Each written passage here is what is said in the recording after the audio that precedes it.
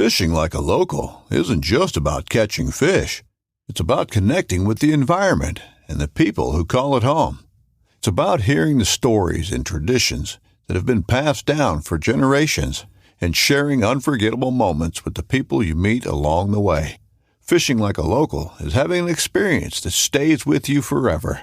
And with Fishing Booker, you can experience it too, no matter where you are. Discover your next adventure on Fishing Booker.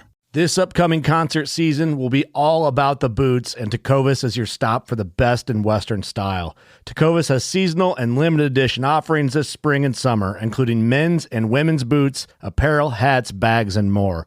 All Tecovas boots are made by hand in a time-honored tradition with timeless styles that are always on trend. And Tecovas has first wear comfort with little to no break-in period. It's hard to find this level of comfort paired with this level of style. Stop by your local Tecovas store, have a complimentary drink or two, that's WCB style, and shop new styles. The smell of fresh leather and friendly staff are at your service. Many stores even have leather custom branding to make your boots truly personalized. And with regular live music and events, there's no in-store experience like it. If you can't make it into a store, just visit tecovas.com. That's TECOVAS.com. They offer free shipping on all boots, as well as free returns and exchanges, and ship right to your door. Go to tecovas.com and find your new favorite pair of boots today. It's done. Connor McDavid! It's not real! The goal of the year, Panarin! part of the past. The celebrations, forgotten. The history, Vegas Golden Knights! history. We're back to a blank slate. Clean ice. All that matters now is what happens next. The Stanley Cup playoffs. Eastern Conference Final begins Wednesday.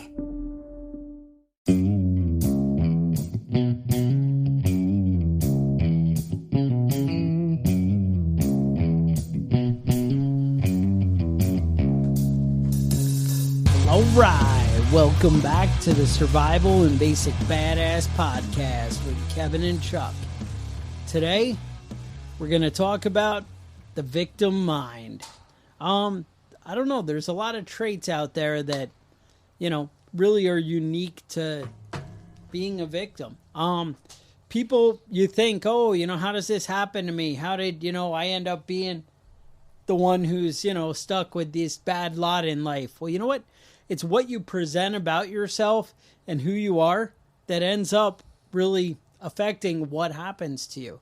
Mm-hmm. People are always like, I'm always worried. I actually remember a story from one of the Robert Kiyosaki, the rich dad, poor dad guy. Mm-hmm. And he's like, I have a friend of mine, and he always had that kind of, I don't think he described it as the victim mentality, but he might have. But he always was like, he was always worried he was going to lose his money. Mm-hmm. So, of course, he lost all his money. Right. And I was like, well, I guess, I don't know that I really see it. And he talked about, he gives an example. Oh, his daughter was in a car crash and hurt somebody, and the guy ended up suing him and taking all his money. Mm-hmm. And, of course, that happened because he had the victim mind. And I'm like, really? I don't see the tie. Mm-hmm. But the more I look at things, I actually do. He just didn't go into detail to kind of build up how you get there, and it just, I didn't get there in my mind, but it's there. You can really see these things play out. So, I talked about last week, about kidnapping and different things and how these things kind of happen. And I actually, did a lot of training with sex trafficking and like that, and people, being abducted and whatever.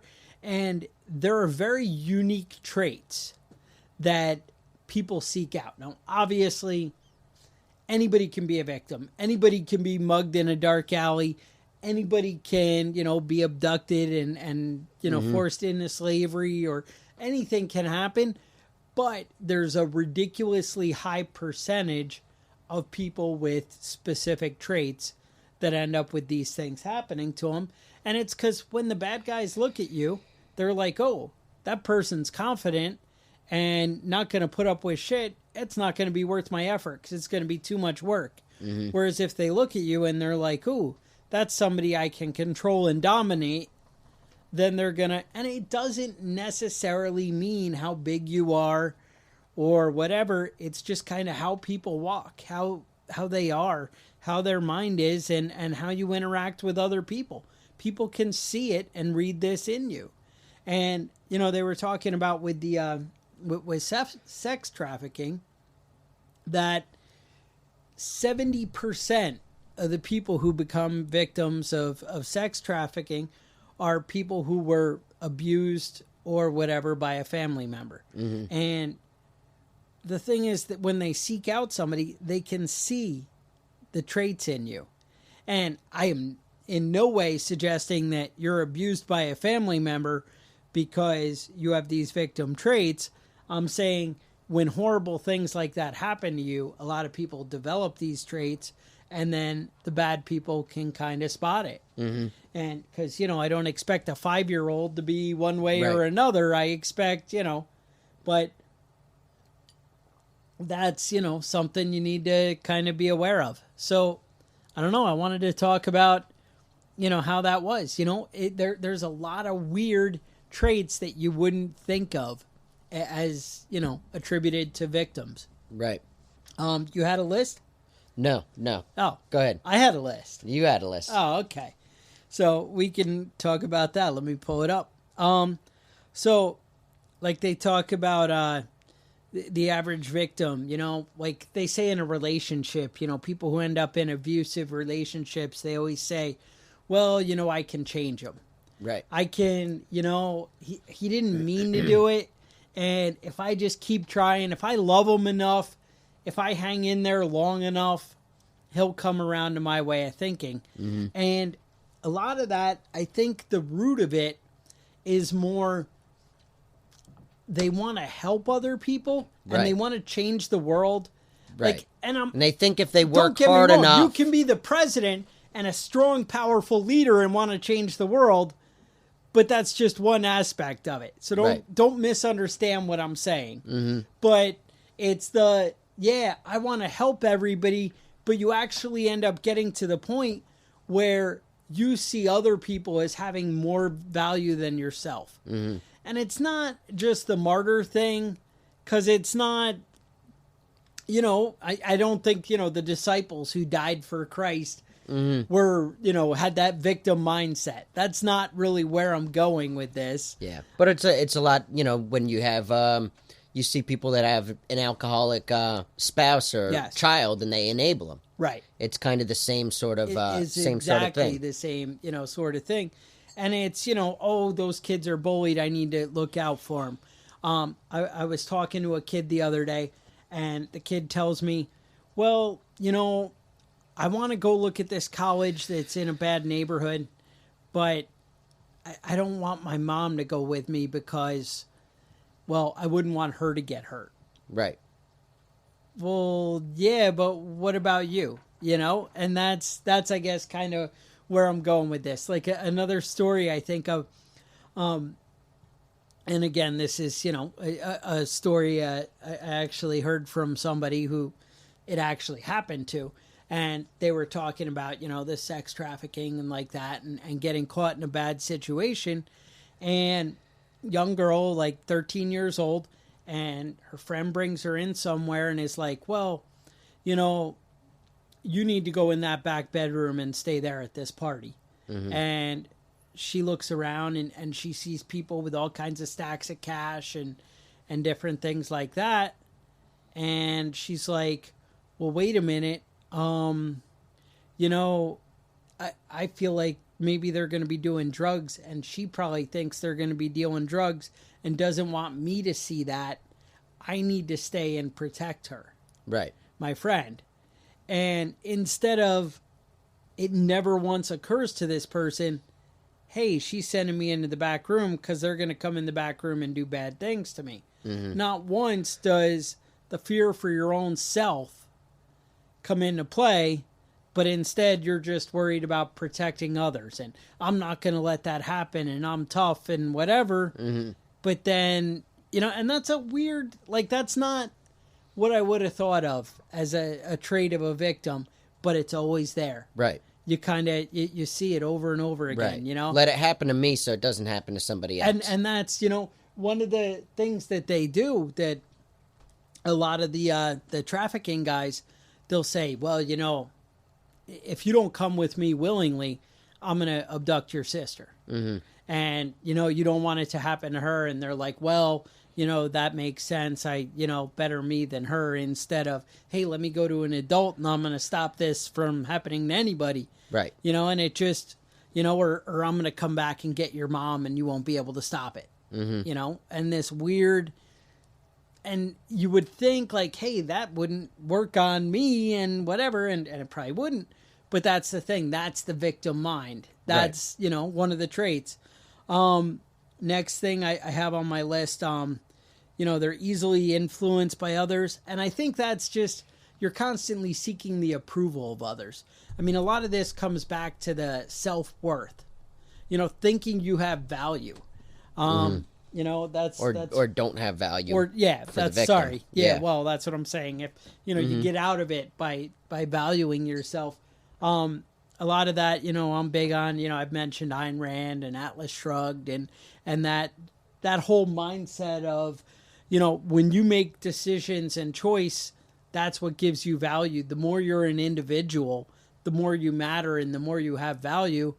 And a lot of people get into that whole kind of socialist groupthink of, well, the greater good, the community, the planet, all these things that are so much bigger than us. And that doesn't mean I want to go pour gas on the ground or whatever, and I don't care. You can fertilize your lawn with used motor oil, though. Yeah, that works out? Yeah. Oh, see, that's a prepper thing right there. Prepper tip 105. 105? I'm not sure that's advice that I'm going to follow, actually. I'm not necessarily going to go home and dump some motor oil on my yard, but, if you want to do it, all right, I'll trust you. I'm going to tell the EPA where you live. I'm just saying. But, no, that's, you don't want to put other things above yourself. And I'm not saying have a big ego, be crazy, but I'm also saying, you know what, realize you have value. You're, the person that matters. Mm-hmm. A lot of people, kind of want to be rescued, but like I was just saying, they also want to rescue others. They want to go and, whatever. I don't know. I kind of like helping other people, but I also am pretty freaking arrogant and cocky on my own. I don't know if you guys ever noticed that, but that kind of thing happens. They always seem to have a lot of shame and self-doubt. Mm-hmm. Another, attribute I've seen is, kids who are really talented at sports and they go in and they just dominate on the field. And some are just cocky and great. Some are just know their place and are at the right place. And then there's other people who go out and dominate and they're like, yeah, but anybody can do it. Mm-hmm. And you know what? That's not necessarily true. Right. Anybody can't just go out and, with the amount of practice and effort that you might be able to get away with, mm-hmm. go out and do that or get the same grades that you get with the same amount of effort you put in. Mm-hmm. People are different. We're all individuals. Right. And that's a good thing. I mean, some of us, we'd all like to be, I date myself, you won't know, but like there's this Hunk Golden movie way back on HBO a million years ago. I don't know. We can't all be him. Yeah. So, all right, we'll say we can't all be Thor, right? Thor's the cool, handsome guy that women mm-hmm. want. We can't all be that. But we all, aren't going to be the smart guy. But you know what? The combination of what we are, accepting what we are, and then kicking ass with it, that's what makes us awesome, Right. And that's what makes life a challenge. Obviously there's people that are smarter than me. There's obviously people more fit, more athletic, more, a lot of things. But that's not the point. The point is taking what you got and dominating. And I think, that's what gets you out of this. Yeah. It's that self-doubt, shyness, lack of confidence. And And then, believe it or not, one of the things is lack of motivation. And these are the things that the bad guys are looking for. That's what they prey on. And you wouldn't think it would be so easy to spot. But as you think about these attributes, kind of notice it in society.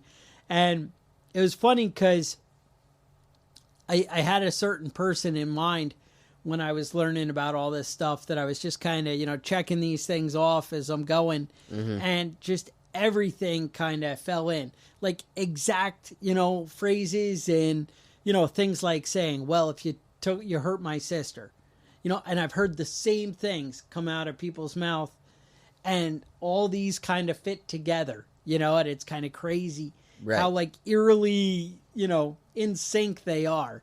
Right. And that kind of made me really think about this a lot more. So I came home and, I started thinking about these things, and they're going through my head. You had something you were going to share?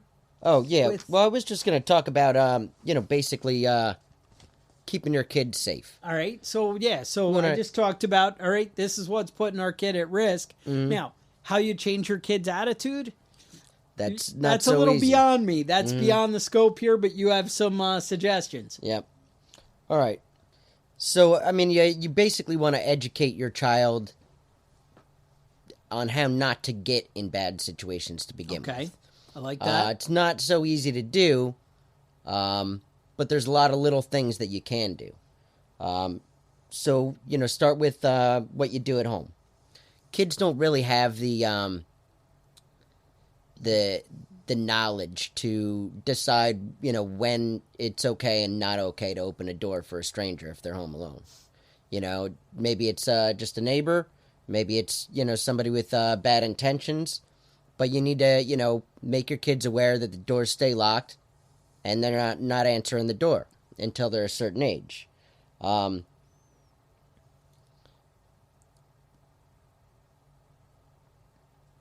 When you're out with your kids, you want to teach them to, stay close by. Okay. Kids get scared quickly. They do. Especially lost kids. And you need to, teach them, their instincts are to go running, looking for dad and mom.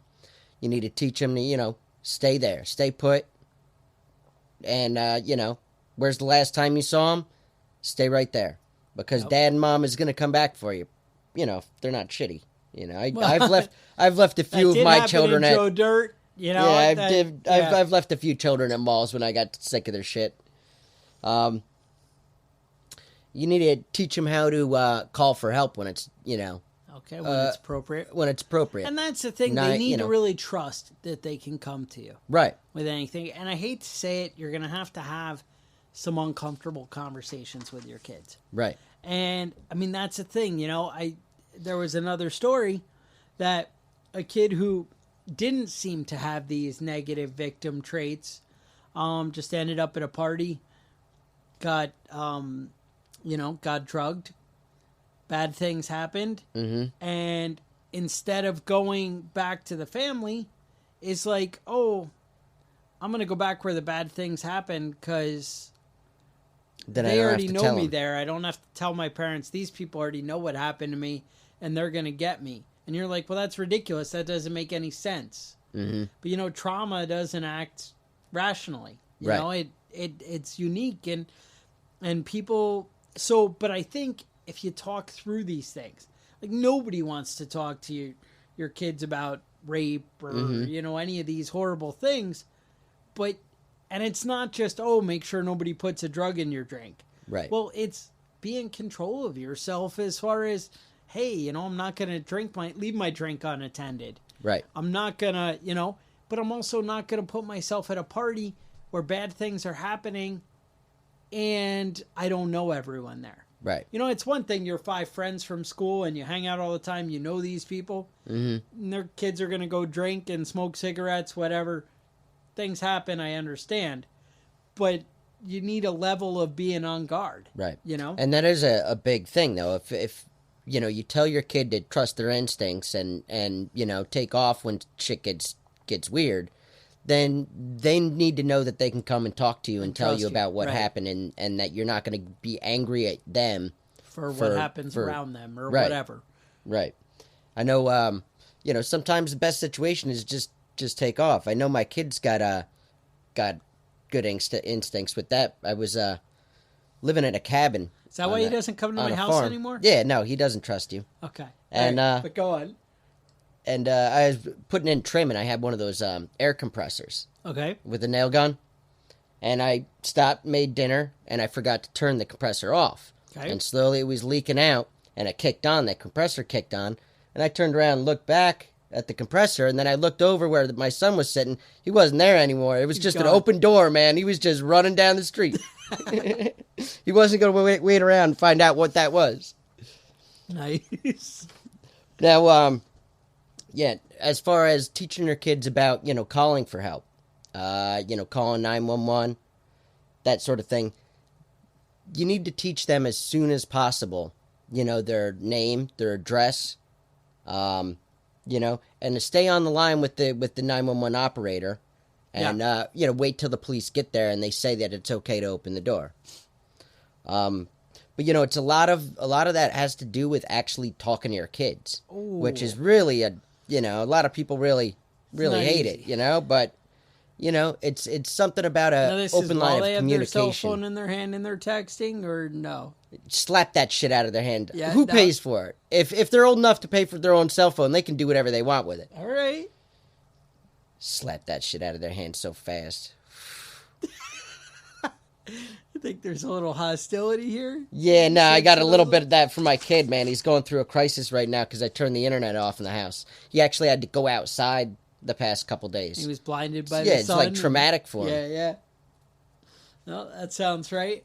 Now, if you're out and you come across a kid that's lost, a little kid, there's ways to help them appropriately and ways to not do that. One of the things you want to do when you first come across a kid is you want to get down at their level, so you're not imposing and scary to them, and find out whether or not there actually is a problem, if they need help. Mm-hmm.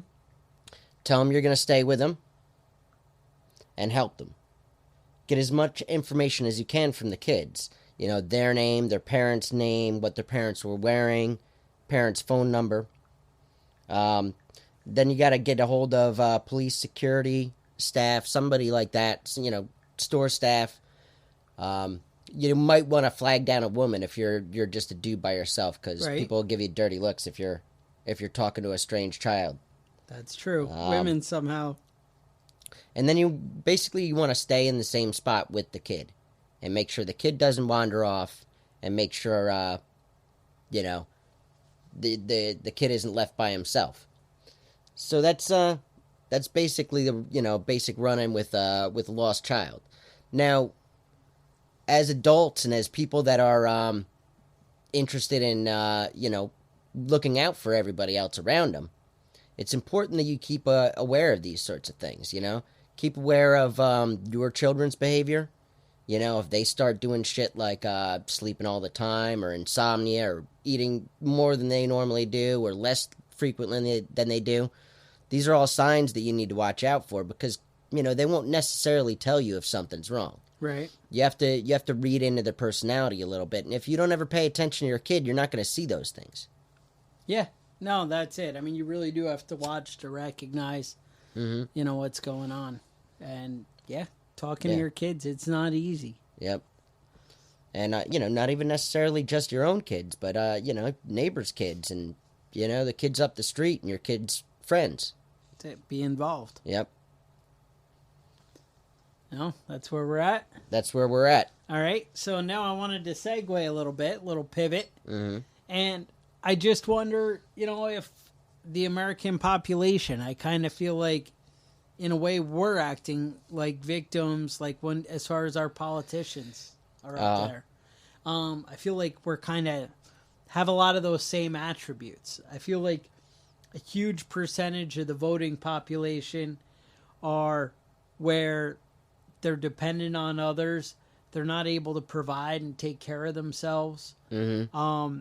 And they just don't have the confidence. Yeah. That's the thing is, I guess where I go with this is, the more you provide for yourself, the more you take care of your own things, you have your own health care, you teach your kids, you bring home the money. You're the man. You bring home the bacon. I provide for my family. The more you do that, the more confidence and self-worth you have in you as the individual, right? Mm-hmm. So, but I think when we get away from these things, when you're on the food stamps, when you're, your health care, you have no choice in it. You're just kind of told what you have to do and whatever. You can only go to certain doctors. You can't even pick and choose. Each one of these things takes away a little bit of your individual, self-reliance. And you just feel like, oh, I'm not in control anymore. Mm-hmm. And then you start to feel and be conditioned like a victim. Right. Because you're not in the power. You don't make the decisions for yourself. You can't say, hey, my kid's not going to learn about gay marriage. Or, whatever. I don't care about gay marriage, but that it's your can't choice decide as a parent. what's happening to your kid. Right. Or I don't want my kid to learn about condoms in school, or whatever. Now, honestly, if you're not teaching about your kid about all that stuff and values and what happens, somebody should. And there's a lot of parents that aren't, and I don't want to pay for a bunch of babies that, because nobody talked to these kids. That's not the point. My point is, if you're not in control, you lose a little bit of your dignity, and you kind of start to develop more and more of that victim mind.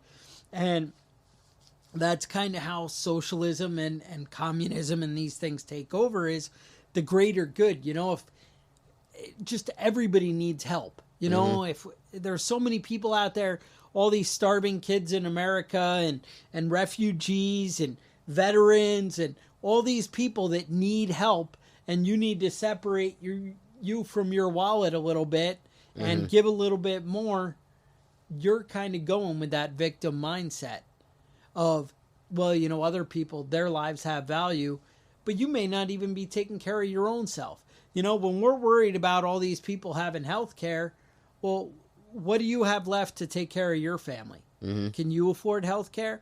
Can you afford all this stuff on your own? Or are you just left with what they're giving you? Right. And the cycle just kind of builds on itself, It kind of gets away from you where, all right, I'm giving a little bit to help, those less fortunate, and, then I'm going to get some back. But, then it just more and more. Well, all kids should be able to go to college. And, it's only fair that we pay for every kid. Well, all right. But now the government decides, all right, where are you going to go to school? And I feel like, I know I've told you guys this and kind of got in this loop a little bit before, but it's that idea that that's what a victim is, is somebody who allows people to make decisions for them. Exactly. And then you're not in control. One of the things that I learned about, back to the trafficking, they said, they would try and, well, why don't they just get away? Why don't they just run away when they, are off doing their thing or, whatever. But you're so afraid of, the power and the force, the way they try and crack down on everything. Hitler was actually big on this and the kind of manipulating people into that victim mind. I wish I had actually done a little more of my research on that, because I've read books and it had it all, right at my fingertips. But things he used to do with the Jews is they would, in the kindergartens and stuff, they would call them pigs and play animal games, and the Jews would all be pigs and, all this weird twisted stuff, and he's actually one of the ones who came up with that whole zero tolerance with guns and like that. And he used to do where, if somebody had a gun, well, you don't just arrest them, you arrest their whole family, because they all must have known and whatever. And it made it so that if you knew your neighbor was doing something wrong, you felt like you had to report it because you didn't want to get caught up. Right. In that whole, loop of they're just going to arrest everybody. And it made people so terrified that you actually despised somebody who would have a gun because how dare they put you at risk? Right. And you began to hate instead of the individual that isn't doing anything against the, laws of nature. Instead, Hitler, who's, enslaving people, putting people in prison, having people, sent off to camps and murdered, these people are victims, and you're allowing it because you kind of get twisted and pushed into You don't this. want to be. You don't want to be. You don't want it to be you. Right. But it just builds, you know? And that's what's so creepy and messed up about it is it builds and builds. And I feel like, you know, our politicians, you got to look at it like I think I heard Rush say, you know, Rush Limbaugh on his radio show, he was talking about, you know, there's $3 trillion in the budget. And all those politicians just want to be able to control their piece of that $3 trillion. Right. They just want power, you know, to their friends, to the whatever. If I can give my friends, you know, their project that's this, then they're going to respect me and like me more, and that's going to be better for me. Right. And they all promise us whatever we want to hear, but we keep voting for them and they never deliver what we want. You know, it's the same. Republicans were like, oh my gosh, you know, Obamacare, it's so horrible. We hate it. And then they're like, yeah, we're going to rewrite it and give you the exact same thing. Right. And you're like, wait, that's not... We're going to move this decimal point over here and this decimal point over here, and now it's going to be okay. You know, the people really needed it, but they swore up and down, you know, I'm going to do it. I'm going to take care of you. Right. And we just keep going, oh, well, you know, what else am I going to do? I'm the victim, right? You know, I mean, I don't have control over it.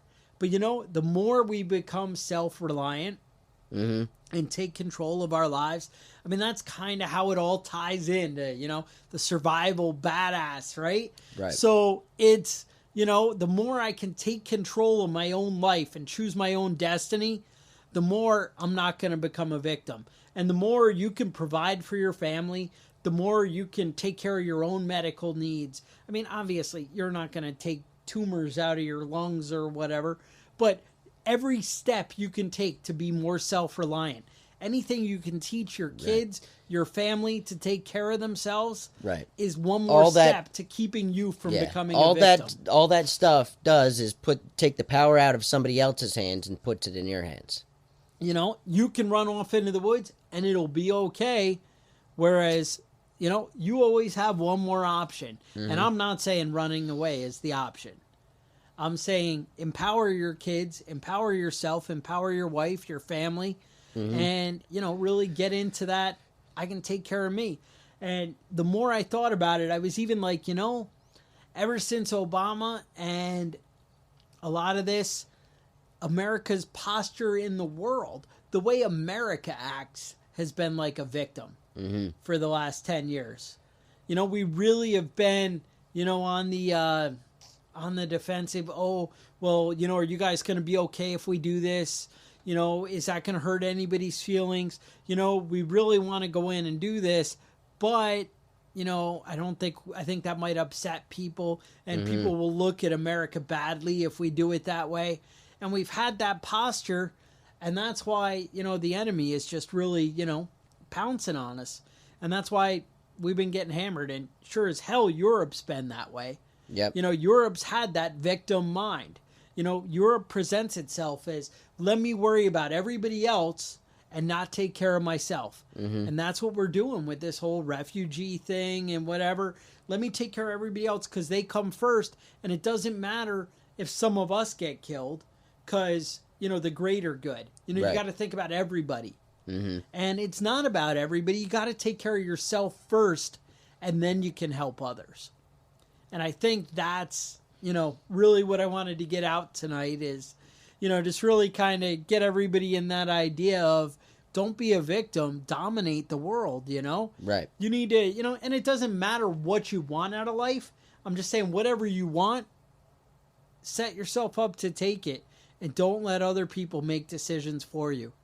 And that's where things go wrong, is when you let the world decide for you what your life's going to be. You need to command your own destiny.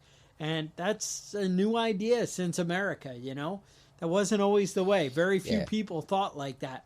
Now, I think I just had one more thing to touch on. I was just thinking about way back when I was in Kosovo. And we came across this tugboat, and it had all these refugees, and it's back to that, you know, victim mind, right? So all these refugees paid money. They're so desperate for freedom because they can't take control of their lives for whatever reason, because armies are coming in and people are dominating their villages and whatever, But you kind of get forced into this. I'm so desperate, I'll do anything. So they all load up onto this tugboat. And they come out in the middle of the ocean, and all the engines seize up. And it just stops working. They call the Italian Coast Guard, and they're putting out maydays, whatever. And, the Navy ship I'm on, we're nearby. And we go over and we end up, fixing some motors and kind of helping them limp along till the Italians can get there and take care of them. But I guess this is happening a lot right now, coming out of Africa. These people are so desperate to get out of Nigeria and all these countries, Sudan, all these places, that they'll do anything. And they're loading these people up on these boats with just, the boats are not even seaworthy in any way. They're handing them a satellite telephone and, here, as soon as you run out of gas, call the Coast Guard and tell them to come get you. Right. And that's, don't put yourself where you're in a position that you're so desperate. And you're like, well, these people couldn't take control and, life happened to them. Yeah. Don't. Yes and no, but don't let it happen to you. Yeah. You take control of life. And, that's it. Now, I understand that I did see in this week that there was a new badass out there. Yeah, Canadian this time. Canadian. Now, is that even possible? Badass Canadian? Hey, man, they've been rocking those Mounties for years, man. All right. So, sniper in Iraq, 2.2 mile kill shot. Yeah. And that's pretty impressive. The previous record was 1.5, right? 1.5, 1.5, yeah. So, to 2.2, that's a big leap. 2.2 miles is a long way. Now, mind you, 50 cal, and it probably said, sorry, eh? Or something like that on the bullet, but, 2.2 miles, that's a badass. Now, I don't think they released a name yet. Maybe they did. Maybe I'm an idiot, but I haven't seen it. Yeah, I didn't see one either. But badass and hats off to you is what I say. And hats off to the guy Spotter, right? Yeah. These two guys, they're a team. They both have their place. And to pull that off, that's pretty badass. So, cool on you. I did see there's some new iTunes reviews. You guys keep those coming. Love it. Patreon. You guys enjoying the show? You might want to head over to Patreon. Show us a little love. $1, $2 a month. Be awesome. If everybody who listens to this podcast gave us $1, me and Kevin would be pretty happy. I quit my job, I tell you that. I don't know if we'd quit our job, but there aren't that many people listening. There aren't that many people, but it's a start in the right direction. So, hey, $1 helps. $2, only half as many people need to do it. That's right. So, and hey, you want to send 25? You want to send 50? I'm not stopping you. Who am I to judge? Take charge of what you want. You want to learn how to take care of your family? You need to support the Prepping Badass, right? That's right. But also don't throw away your money if that's, if you need your money to feed your family, remember that comes first. That's right. I'm just putting that out there. Now, if you want to get a hold of us, you can contact us by email. Email? What's the email? preppingbadass@gmail.com. All right. Give us a shout if you got any show ideas, any comments, anything interesting like that. Definitely. Don't be afraid if there's something you don't want to hear. You're like, you know what, Chuck? I'm tired of your political chit-chat. We did get a bad review because we mentioned Vaseline, and apparently Vaseline is offensive to some people. So now we only mention it like half the time. Right. So, you guys, we listen to your comments. Sometimes we throw them in the can. Yep. Sometimes we take them to heart. We read them. For the most part, we just throw them in the can. But, whatever. So, preppingbadass.com. Otherwise, stay safe, and we'll talk to you guys next week.